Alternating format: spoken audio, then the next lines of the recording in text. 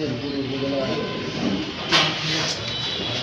ইমাম সমিতি কর্তৃক আয়োজিত আজকের এই শীত বস্ত্র বিতরণ অনুষ্ঠানের সম্মানিত সভাপতি, উপস্থিত অতিথিবৃন্দ, উপস্থিত ইমাম ভাইরা, আসসালামু আলাইকুম রহমতুল্লাহি ওয়া বারাকাতুহু। আল্লাহ সুবহানাহু ওয়া তাআলার দরবারে শুকরগুজার হচ্ছে যে মহান মনিবের দরবারে আল্লাহ তাআলা এমন লোকদের সামনে হাজির হওয়ার সুযোগ করে দিতেন যারা ইমাম। আসলে ইমাম তো আরবি শব্দ, বাংলাতে এই ইমাম আমরা যেভাবে গ্রহণ করি, কিন্তু শব্দের অর্থটা একটু বাংলা যদি আমরা বুঝাই বলি তখন বিষয়টা অন্য সমাজের লোক অন্যভাবে নেয়। আসলে ইমাম শব্দের অর্থ হল নেতা। এই নেতার দ্বারা শুধু মসজিদের নেতার কথাই কিন্তু বোঝানো হয়নি। আপনারা কোনো দলিল এরকম বাড়ি করে দেখাতে পারবেন নাকি যে ইমামরা শুধু এদের মসজিদের ইমামতি করি, যারা ইমামতি করি তারাই এরকম কোনো দলিল আপনাদের কাছে আছে যে না শুধু ইমাম ওদেরকে বলা হয় যারা মসজিদের ইমামতি করি?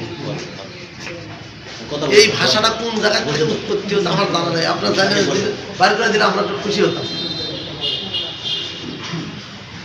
আমি মনে করি যে ইমাম আসলে হ্যাঁ মসজিদ একটা ইমাম নেতার দরকার, এই হিসাবে করা হয়। খালি মসজিদ না, সমাজের নেতা আর মসজিদের নেতা তখন আমরা এক বাড়াতে পারবো। দেখবেন যে সমাজে এত আজকে যে সমাজের এত সমস্যা, যে সমাজে আজকে ইমামরা ফুটবল হয়ে গেছে, ফুটবলের মতন ঘরে লাগতেছে, এই পরিবেশ কিন্তু আর থাকবে না। যাই হোক, সেই ইমামদের সামনে আমার মতন এক হতভাগাকে দুটি কথা বলার সুযোগ আল্লাহ তাআলা করে দিচ্ছেন। আল্লাহ শুকরিয়া আদায় করছি, আলহামদুলিল্লাহ। দরুদ ও সালাম বিশ্ব নবীর প্রতি সাল্লাল্লাহু আলাইহি ওয়াসাল্লাম। সম্মানিত উপস্থিতি, আমি কথা বেশি বলতে চাচ্ছি না, আমার একটু দাওয়া লাগবে, অন্য এক জায়গায় দেওয়া লাগবে। সামান্য কয়েকটি কথার মধ্যে দিয়ে আমার কথা শেষ করতে চাচ্ছি। আপনারা আমাদের মাথার তাজ, আপনারা যে কথাগুলি বলেন কোরআন হাদিসের আলোকে, মুসল্লিরা এই কথাগুলি সবাই হয়তো মানে না, তবে মন দিয়ে শোনে। আমাদের দেশের মানার মানসিকতাটা কম, তবে শোনার মানসিকতাটা বেশি। আজকে আপনাদের দিকে তাকালে আসলে খুব ব্যথা লাগে। আমরা প্রায় জায়গাতে ফেসবুক, ইউটিউবে যদি আমরা দেখি, তাহলে এই মুহূর্তে সমাজের সবচেয়ে বেশি লাঞ্ছিত হচ্ছে আলেম ইমামরা। সবচাইতে আরো হচ্ছে, আমি বলবো না, তবে আলেম এবং ইমামরাই সবচেয়ে বেশি লাঞ্ছিত হচ্ছে। কালকে দেখলাম আমাদের এখানকার কয়েকবার এমপি আসছিলে, বক্তব্য দিচ্ছিলেন, আর দলীয় লোকদেরকে বলেছে, শোনেন আমার দলের নেতাকর্মী ভাই, আপনারা আজ থেকে প্রত্যেক ইউনিয়নে বাইর হয়ে থাকেন, কোনো জায়গায় যেন আলেমরা রাজনীতির কথা বলতে না পারে, বন্ধ করে রাজনীতি। ফেসবুকে আপনারা দেখছেন কি তাই না?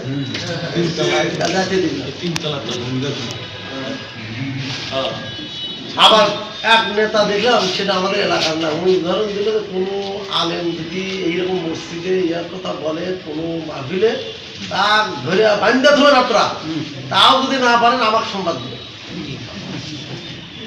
এই যদি অবস্থা ক্ষমতায় যাওয়ার আগেই হয়, ক্ষমতা গেলে আপনারা কোন জায়গায় থাকবেন আপনাদের একটু ভাবা দরকার।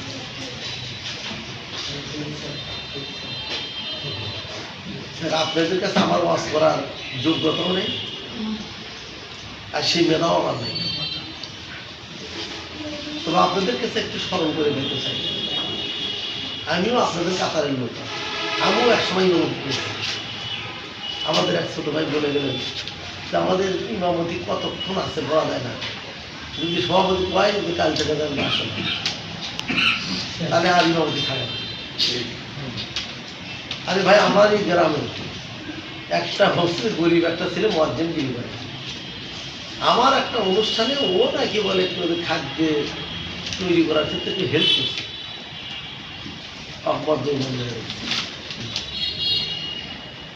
এই তো হলো আমাদের দেশের চিত্র। কিছুদিন আগে খানপুরে একটা ইউনিয়নে একটা প্রোগ্রামে একটা মসজিদের অক্তিয়া মসজিদের ইমাম ওই জামাতে মানে ওই অনুষ্ঠানে গেছিল। এই যাওয়ার কারণে ওনার হুমকি দিছে, ওটি আমি থাকতেই হুমকি দিছি মোবাইল আমার বলতেছে দেখছেন বলতে তমুক দলের একজন ট্যাক্সি চালায় এই এলাকা, কিন্তু ওই দল করে আমার হুকুম দিল যে কাল থেকে মসজিদকে কেমন হুমকি করে। এই তো হলো বাস্তব আমাদের মানে সমাজের চিত্র। তা আপনারা এই চিত্র আর কতদিন আপনারা দেখতে চান, এটা আপনাদের কাছে আমাদের এই প্রশ্ন। আপনারা এইরকম বলের মতন আর কতদিন লাত্তি গুলি আপনারা খেতে চান, এই প্রশ্নটা আপনাদের কাছে। কতদিন খাবেন বলেন, মৃত্যু পর্যন্ত? কথা কেউ বলতেছেন না। সামনে নির্বাচন পর্যন্ত এইরকম আপনারা কুমুটির লাত্তি গুলি আর কতদিন খাবেন? আমার কথা কি আপনারা বুঝতে চান? আমরা লাত্তি গুলি খেতে চাই না, আমরা এই সমস্ত পরিবেশের সাথে জড়িত নই। তাহলে যদি আপনারা এর থেকে যদি আমি না, দুঃখের বিষয় মাইন্ড করেন না, আমাদের কপালে এটাই হওয়ার কথা, যেটা বলতেছি এটাই হওয়ার কথা। লাত্তি গুলি বলের মধ্যে আমাদের হওয়ার কথা। আমরা মনে করেন না আমরা হকের উপরে নাই, অধিকাংশ নাই। আপনার সামান্য মসজিদের একটা সভাপতিকে যতটুকু আমরা ভয় না করি, 1000 ভাগের 1 ভাগ আল্লাহকে ভয় করি না। আল্লাহকে ভয় না করলে যা হওয়ার কথা তাই হয়। চোখের সামনে আমাদের অসংখ্য উদাহরণ, আমরা শিক্ষা নিতে পারি না ভাই। কি শিক্ষা নিলাম? আচ্ছা এই যে আব্দুল শরীফ কি হাদি ওসমান হাদি, এই হাদির জন্য আজকে আমার মনে হয় খালি বাংলাদেশ না গোটা বিশ্বের মানুষের চোখ তার বিবেকবান চোখ পানি বাড়াচ্ছে। জাতীয় সংঘের মহাসচিব পর্যন্ত বিচার থাকছে। আচ্ছা এই হাদি আজকে বলা চলে আলেম ওলামারা অধিকাংশ বিজ্ঞ ব্যক্তি যারা বলতেছে শহীদ, কারণ সে ভারতের আধিপত্যের বিরুদ্ধে, অন্যায়ের বিরুদ্ধে সে এখন দেশপ্রেমিক তরুণ যুবক দেশের পক্ষ নিয়ে, আচ্ছা দেশকে ভালোবাসা, দেশকে তৈরি করার জন্য চেষ্টা করা, এটা কি ইমানের অংশ না? আমরা পড়ি নাই নামে একটা গল্প আপনারা পড়েন নাই? এটা কি ইমানের অংশ না? এই কাজটা করতে গিয়ে আজকে যে লোকটা গুলি খেয়ে বলে যে শহীদ না, আমাদের দৃষ্টিতে কি শহীদ না? শহীদ। আচ্ছা এই লোকটা যদি এইভাবে নাম উঠতো, আচ্ছা ওই লোকটা কি কিয়ামত পর্যন্ত বেঁচে থাকতো? আমরা কি কিয়ামত পর্যন্ত আমরা মনে করেন যে ওগুলোর থেকে দূরে থাকতেছি, ফুটবলের মতন আমরা নিজেরাই তৈরি হচ্ছি। আচ্ছা তারপর কি আমরা এই দুনিয়াতে থাকতে পারবো? কিয়ামত পর্যন্ত মোরা লাগবে। আজকে সেই মোরার মাধ্যমে আজকে গোটা হাদির জন্য গোটা বিশ্ব যদি চোখে পানি বাড়ায়, আমাদেরও তো মনের মধ্যে ওই সিদ্ধান্ত নেওয়া দরকার যে খোদা তুমি আমাদের মতো ওই হাদির মতন একটু আমাদেরকে ভূমিকা রাখার তৌফিক দাও, যে আমরা কবরে গেলে গোটা বিশ্ব আমাদের জন্য কাটে।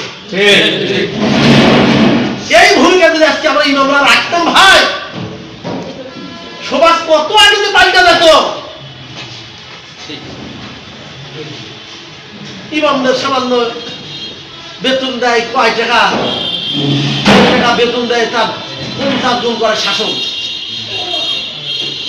এই অবস্থা থেকে উত্তোলন যদি আমরা হতে চাই, বের হতে চাই, তাহলে আপনারা লিখে নেন এই সমাজে ইসলামী সমাজ নির্মাণ ছাড়া কোনো বিকল্প রাস্তা নেই। কারণ একমাত্র ইসলামী সমাজই দিতে পারে সব শ্রেণীর মানুষের অধিকার, খালি ইমামদের না, সব শ্রেণীর মানুষের অধিকার প্রতিষ্ঠিত করতে সক্ষম। কেন? ইসলামের কোনো বৈষম্য আছে ভাই? একটা ইসলাম, আমরা ইসলামের অর্থ আমরা অনেক করেছি, কিন্তু আমাদের সার্বিকভাবে ইসলাম শব্দের অর্থ আমরা সবাই যেটা মানি সেটা কি? শান্তি। এর দ্বারা এটাই বোঝা যায় যে ইসলাম আছে যেখানে শান্তি আছে, ইসলামও থাকবে, অশান্তিও থাকবে, পাগলও বিশ্বাস করা এই জন্য আমি ইমাম ভাইদেরকে উদাহরণ হতাম না, আসেন আমাদের যে জায়গা থাকার দরকার আমরা ওই জায়গা থেকে হারিয়ে দিচ্ছি, পরের দোষটা পরে ধরতে বলতে হচ্ছে। কি রসুল কি শিখে দিতে ভাই? তুমি যখন ঘুমায় দাও, আমি বই দেখে বলছি, আমি পড়ে বলতেছি, আমি শোনার কথা বলছি, আমি নিজের দলিল এগুলি পড়ে আমি বলতেছি। রসুল বলছেন তুমি যখন ঘুমাইতে দাও তখন তোমার নিজের হাতের দিকে তাকাও, হাত মানে এইরকম করে হাত আল করে হাত দেখুন, তাই ওটাই বুঝেছে। ব্যাখ্যা করতে হবে। আমার যে ব্যাখ্যা না করার কারণে আমরা ইসলামের নিজেও বুঝি না, জাতিকেও বুঝাতে পারি না। আমরা এটা আমাদের জন্য বিরাট একটা দোষ। আমরা বই পুস্তক পড়া ছেড়ে দিছি, আমি নিজেও ছেড়ে দিছি। আমাদের এগুলো পড়া দরকার। খালি কোরআন হাদিস পড়ে সঠিক ইসলাম বোঝার একবার কসম করে বলতেছি, কোনো সুযোগ নাই। আপনি কোরআন অর্থ সহকারে পড়ে যদি সঠিক ইসলাম বুঝতে পারেন, আপনি ঘোড়ার ডিমও বুঝবেন না। অর্থ সহকারে কোরআন পড়ে কোরআনে ইসলামের কিছুই বুঝতে পারবেন না। আপনাদেরকে বুঝানোর দরকার, আমি বলতেছি। আমি একটা আয়াতের মাধ্যমে আপনাদেরকে বুঝাইতে চাই। আচ্ছা, জুম্মার নামাজ আমরা কয় রাকাত করি?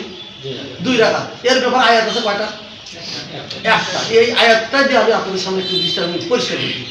আল্লাহ তাআলা বলছেন, আউযু বিল্লাহি মিনাশ শাইতানির রাজিম, ইয়া আইয়ুহাল্লাযীনা আমানু ইযা নুদিয়া লিস-সালাত মিন ইয়াউমিল জুমআতি ফাসআউ ইলা যিকরিল্লাহি ওয়া যারুল বাইহ।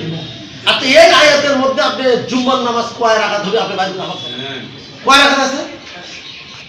কয়টা রুকু হবে? কয়টা সিজদা হবে? আপনি রুকু কি বলবেন, সিজদা কি বলবেন? আসলে এই আয়াতের অর্থ মধ্যে আপনি পাইলেন নাকি ভাই? নাই। তাহলে এখন আমি এই আয়াতের প্র্যাকটিক্যাল আমল করতে গেলে আমাকে যাওয়ার ইচ্ছে কোথায়? হাদিসে, রাসূলের কাছে যাওয়ার ইচ্ছে। রাসূলই তো আসলে কোরআনের পুরো ব্যাখ্যা। এই জন্য হাদিসে এরকম ব্যাখ্যা সহকারে না বুঝলে আমরা কিন্তু বলতে পারি। রাসূল বলছেন যে তুমি যখন ঘুমাতে যাও, তুমি তোমার নিজের হাতের দিকে তাকায় একটু ঘুমাও।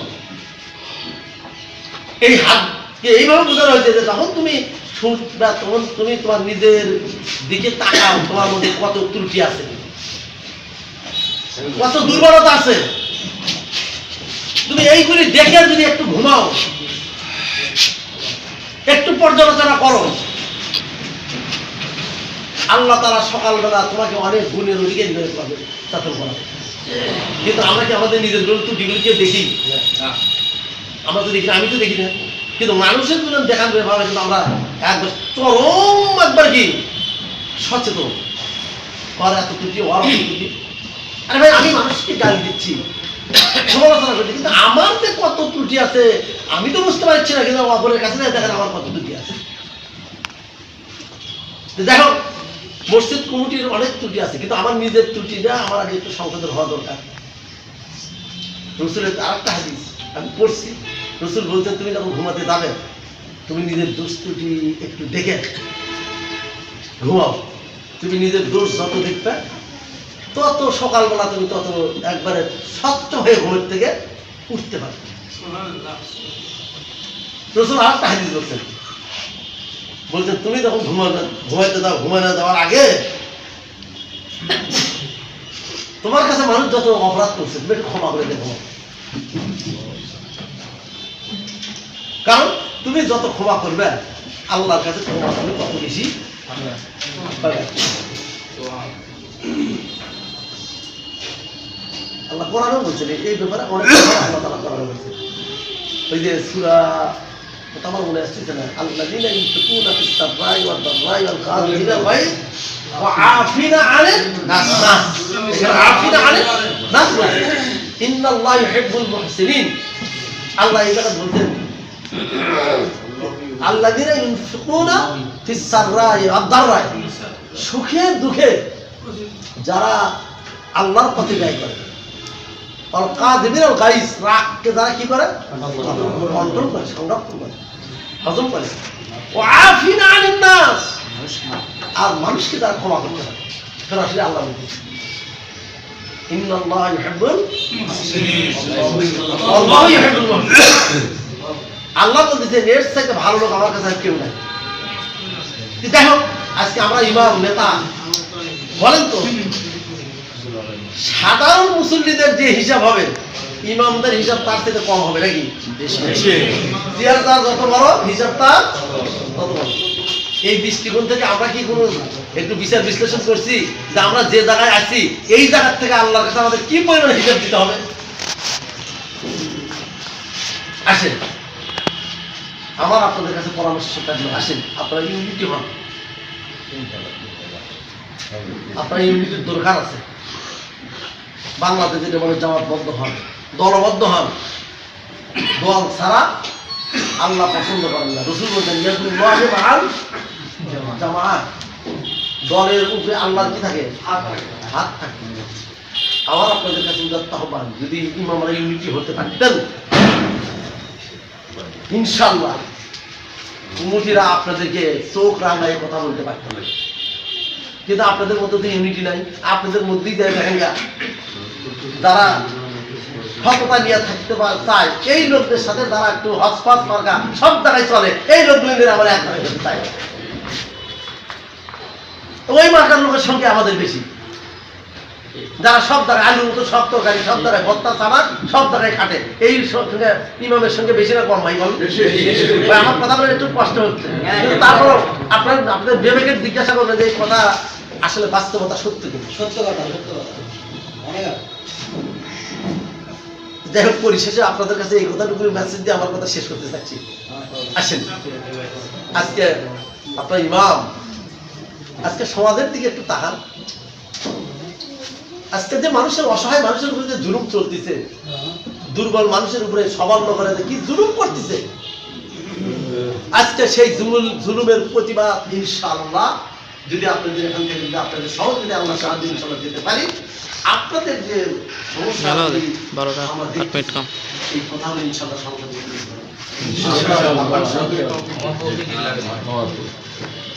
আসেন।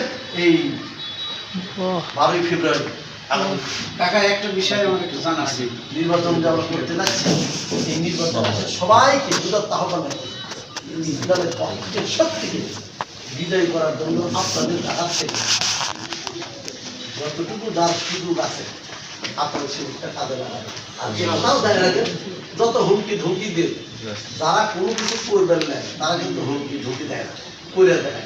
কিন্তু যারা হুমকি ধমকি দেয় তারা কিন্তু করতে পারবে একটা জিনিস ইনশাআল্লাহ। আল্লাহ ভাষা করে আগে আসেন, আল্লাহ আমাদের বিজয় দেবেই ইনশাআল্লাহ। সুস্বাস্থ্য দীর্ঘায়ু কামনা করছি আপনার কাছে, আপনার জন্য দোয়া করছি, নিজের জন্য দোয়া আছে আমাদের কাছে। আসসালামু আলাইকুম।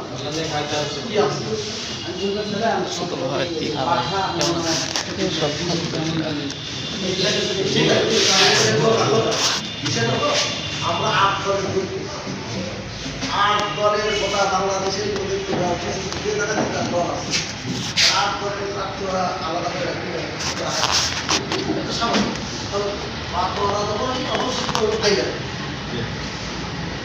মনে করেন আমরা বিএনপির সাথে ছিলাম, বিএনপির সাথে ওই সময় আমি নিজেও মনোনয়ন দাখিল করছি, সংগঠন নির্দেশ যখন হুকুম হয়েছে তখন